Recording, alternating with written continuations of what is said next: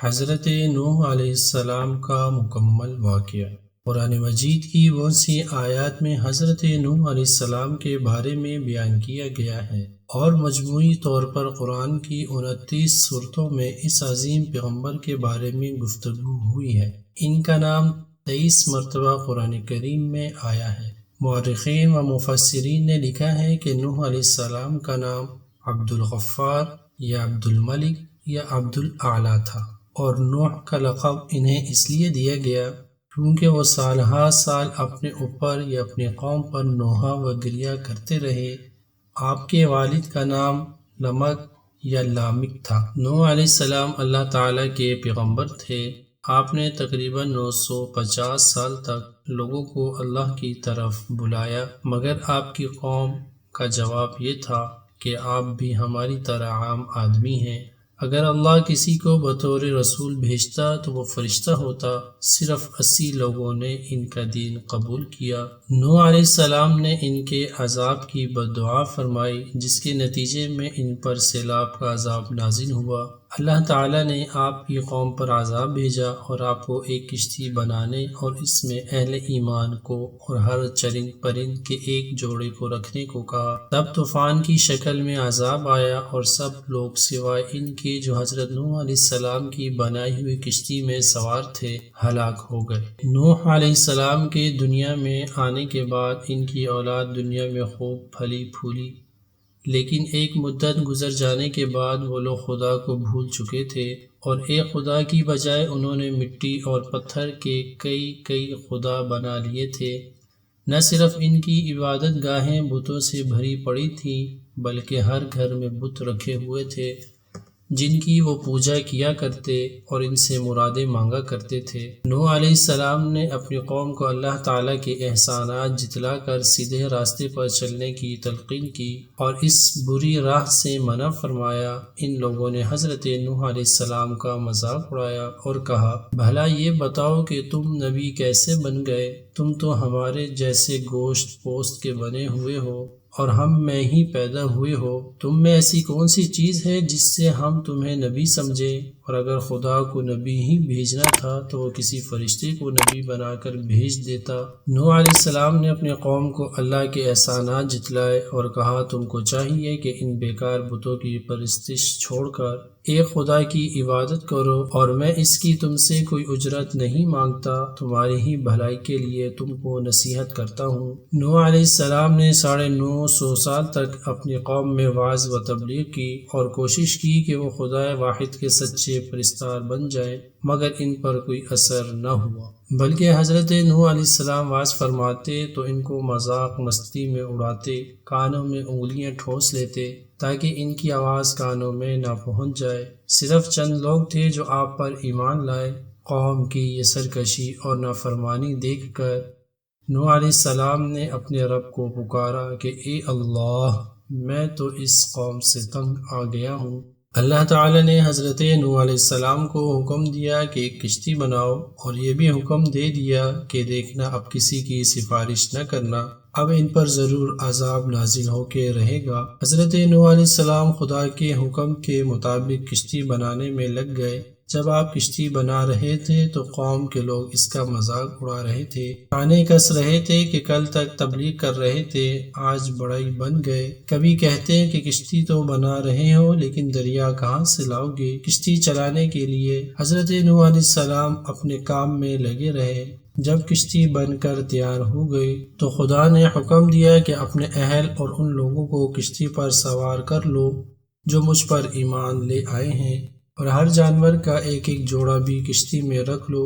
جب سب لوگ کشتی میں بیٹھ گئے تو خدا کے حکم سے زمین کے سوتے پھوٹ پڑے، اس کے ساتھ ہی موسلا دھار بارش شروع ہو گئی، زمین پر پانی بڑھنے لگا اور حضرت نوح علیہ السلام کی کشتی پانی میں تیرنے لگی۔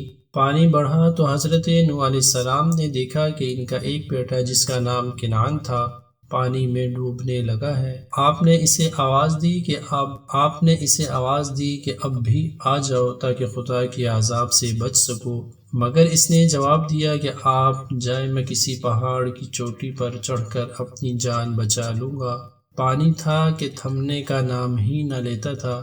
دنیا کے نافرمان اور سرکش لوگ اس سیلاب میں فنا کی گھاٹ اتر گئے، اور حضرت نوح علیہ السلام کی کشتی جودی پہاڑی کی چوٹی پر جا کر ٹھہر گئی۔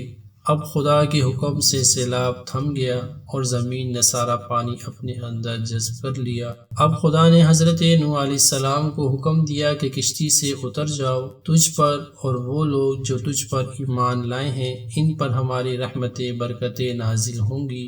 چونکہ اس طوفان میں دنیا کے تمام لوگ ہی فنا ہو گئے تھے، صرف چند لوگ ہی زندہ بچے تھے، اس لیے حضرت نوح علیہ السلام کو آدم ثانی بھی کہا جاتا ہے۔ انہی کی اولاد اس وقت دنیا میں آباد ہے۔ نمبر 1 حام، نمبر 2 سام، نمبر 3 یافس۔ مورخین کا نظریہ ہے کہ کرہ زمین کی اس وقت کی تمام نسل انسانی کی بازگشت انہی تینوں فرزندوں کی طرف ہے۔ آذربائیجان میں موجود ایک مزار ہے جس کے متعلق آذربائیجان میں مشہور ہے کہ یہ حضرت نوح علیہ السلام کی قبر مبارک ہے، اگرچہ قبر نوح کے مقام کے متعلق کئی روایتیں ہیں۔ طوفان نوح تمام کرۂ ارض پہ آیا تھا یا خاص خطے پر؟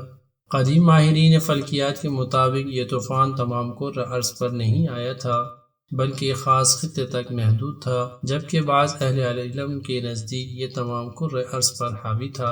زمین پر ایسے متعدد طوفان آئے جن میں سے یہ ایک تھا۔ عرب کی اس سرزمین کے علاوہ بھی بہت سے مقامات میں بلند پہاڑوں پر ایسے حیوانات کے ڈھانچے اور ہڈیاں بکثرت پائی گئی ہیں جن سے متعلق علم طبقات الارض یہ کہتے ہیں کہ یہ صرف پانی میں ہی زندہ رہ سکتے ہیں۔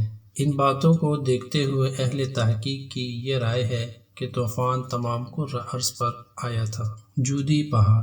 قرآن کریم کے مطابق کشتی نوح جودی پہاڑ پر آ کر ٹھہری تھی۔ جودی پہاڑ مشرقی ترکی میں واقع برف سے ڈھکی ایک چوٹی ہے، آرمینیا کی سرحد سے 300 کلومیٹر کے فاصلے پر واقع ہے۔ نوح علیہ السلام کی کشتی جودی پہاڑ پہ آ کر ٹھہر گئی تھی۔ 1977 میں ترکی کے اس پہاڑ پر کچھ مہم جوؤں نے اس کشتی کو دریافت کیا۔